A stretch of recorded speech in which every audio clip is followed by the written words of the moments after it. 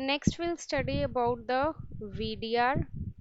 VDR is the voltage division rule. Voltage division rule is used to calculate voltage only, and voltage division rule is applicable only in series circuit. Remember, for CDR what I told you, that it is applicable to calculate the current, and CDR is applicable only in parallel circuits, right? So VDR is applicable only in series circuit, like this.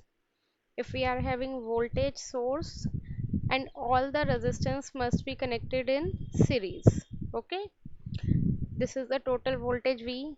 Suppose we have to calculate VR2. So VR2 is how much?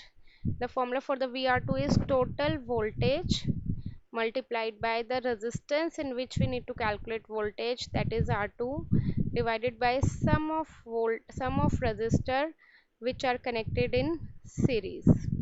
Okay, so VR2 would be equal to total voltage is how much? V multiplied by R2 divided by R1 plus R2 plus R3, correct?